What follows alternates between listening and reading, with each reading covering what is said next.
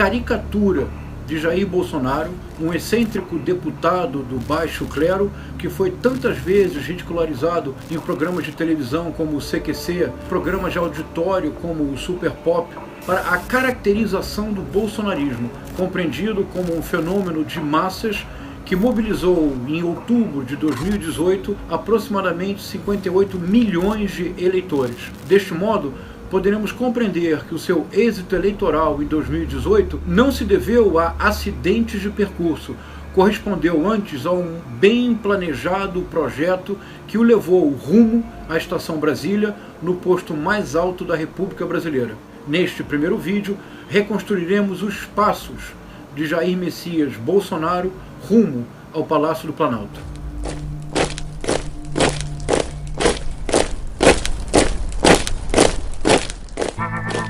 O ano-chave é 2011. Em fevereiro deste ano, elegeu-se o presidente da Câmara, deputado do PT, Marcos Maia. No entanto, na abertura da sessão, Jair Bolsonaro fez um discurso surpreendente, apresentando-se ele mesmo como candidato à presidência da Câmara. Não tenho nada contra o candidato Marcos Maia, ele até tem muitas virtudes, mas eu acho que a questão nevrálgica para essa casa chama-se independência. Jovens parlamentares, este ano está sendo distribuído em escolas públicas do primeiro grau um kit gay de estímulo ao homossexualismo e à promiscuidade. Quem já teve, por exemplo, acesso ao que diz o projeto do Executivo que trata da Comissão da Verdade? Na verdade, é uma comissão da mentira. Os argumentos do deputado federal eram simples. Em primeiro lugar, era importante manter a autonomia da Câmara dos Deputados. Para isso, um presidente da Câmara que não fosse do mesmo partido que estava no poder asseguraria autonomia às ações do presidente da casa. Em segundo lugar, o deputado federal Jair Messias Bolsonaro já mencionava o inexistente, embora famoso, kit gay, tema da pauta dos costumes, da ideologia do gênero, que retornou com força total na campanha de 2018, que provocou autêntico furacão eleitoral por meio de correntes de WhatsApp. E a menção à pauta dos costumes foi fundamental para que o deputado conhecido por ser um deputado corporativista apenas ligado às forças de segurança e às forças armadas, principiasse a ampliar o seu horizonte político. O candidato à presidência da Câmara menciona a Comissão Nacional da Verdade em termos muito pouco elogiosos. De fato, a postura do deputado federal Jair Messias Bolsonaro como crítico radical da Comissão Nacional da Verdade foi o passo indispensável para que ocorresse uma reunião que parecia improvável, o reencontro de Jair Bolsonaro com o alto oficialato das Forças Armadas, especialmente com os generais do Exército. Sem esse reencontro, a candidatura de Jair Messias Bolsonaro e, sobretudo, o seu governo não seriam possíveis.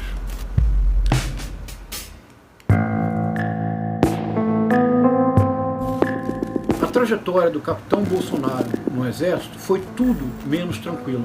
Em 1986, ele publicou um artigo na revista Veja, O Salário Está Baixo, rompendo com uma regra do Exército e das Forças Armadas, que é a impossibilidade de um oficial realizar manifestações públicas de caráter político.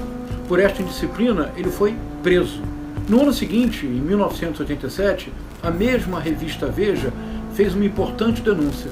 Havia oficiais do Exército que planejavam uma série de atentados à bomba para obrigar o alto comando do Exército a aumentar os salários em aproximadamente 60%. O capitão Bolsonaro foi indicado como um dos autores do plano de atentado. Em 1987 ele foi absolvido, mas em 1988 o processo voltou ao Superior Tribunal Militar. Embora de novo absolvido, ele foi reformado porque não pôde continuar nas fileiras do Exército. Foi nesta época que ele principiou sua carreira política. Num famoso depoimento, o ex-presidente e general do Ernesto Geisel afirmou literalmente: Bolsonaro é um caso completamente fora do normal, inclusive um mau militar. A imagem do Bolsonaro como indisciplinado, rebelde, mau militar foi uma imagem tão forte que por muito tempo ele foi proibido, por exemplo, de retornar à Academia Militar das Agulhas Negras, onde ele mesmo se formou. Em vários estabelecimentos militares do Rio de Janeiro, a sua entrada era proibida para que não houvesse uma má influência para as tropas. Tudo mudou com a oposição radical do Jair Bolsonaro à Comissão Nacional da Verdade. E esse caminho começou a ser pavimentado num discurso realizado numa sessão preparatória do estabelecimento da Comissão Nacional da Verdade, reunião realizada em dezembro de 2010. Eu queria aqui torturar muitos dessa comissão. Que o instrumento da tortura que eu quero usar para muitos dessa comissão é a verdade. Realmente, tem alguns, nessa comissão especial muitos, que acreditam na própria mentira. Eu não sei que doença é essa. Essa comissão não quer a verdade. Essa comissão quer a calúnia. Agora ele era visto pelos generais não mais como um capitão indisciplinado, ele era visto como um fiel deputado, ele era visto como um radical antipetista, ele finalmente foi visto como alguém em quem se podia confiar para o futuro. Sem o apoio dos generais, Jair Messias Bolsonaro não teria chegado ao Palácio do Planalto e provavelmente teria muitas dificuldades para manter-se no poder. No seu caminho, o ano de 2014 foi particularmente importante e neste ano 2 derrotas foram decisivas. Em fevereiro de 2014, o deputado Bolsonaro candidatou-se à presidência da Comissão de Direitos Humanos e Minorias, um gesto que parecia incoerente com a sua própria trajetória. Quando eu falo em pena de morte, é que uma minoria de marginais aterrorizam a maioria de pessoas decentes. Buscar a redução da maioridade penal e não defender esses marginais como se fossem excluídos da sociedade. Não são excluídos, são vagabundos. A minha comissão não vai ter espaço para defender esse tipo de minoria. Vimos que o deputado Bolsonaro pretendia, acima de tudo, descolar-se da figura do deputado corporativista unicamente interessado nas Forças Armadas e nas forças de segurança e, para tanto, precisava projetar-se como um defensor da família, como um defensor de uma pauta de costumes que foi abraçada com força pelo eleitorado evangélico. Por isso, a candidatura à Comissão de Direitos Humanos e Minorias foi tão importante.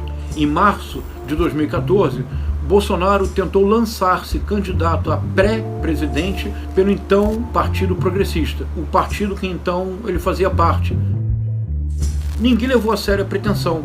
No fundo, nem o próprio Bolsonaro levava a sério a sua ambição em 2014 de candidatar-se à presidência.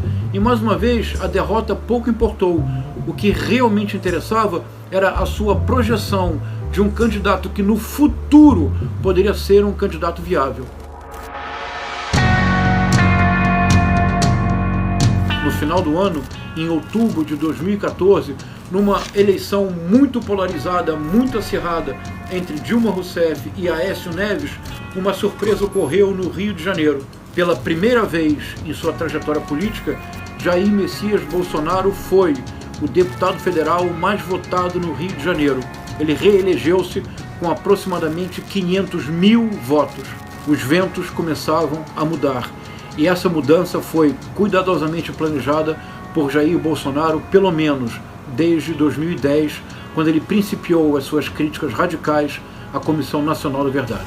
Rumo à Estação Brasília, na sua reta final, o deputado federal Jair Messias Bolsonaro soube apresentar-se como um autêntico ponto de fuga de 2 sentimentos que se tornaram dominantes a partir das manifestações de 2013. O sentimento antipetista e o sentimento antissistêmico. Nesse sentido, é sintomática a lamentável justificativa de seu voto para permitir a abertura do processo do impeachment da então presidente Dilma Rousseff. Pela memória do coronel Carlos Alberto Brilhante Ustra, o pavor de Dilma Rousseff. O elogio aberto que fez a um abjeto torturador é o retrato acabado de sua própria personalidade política.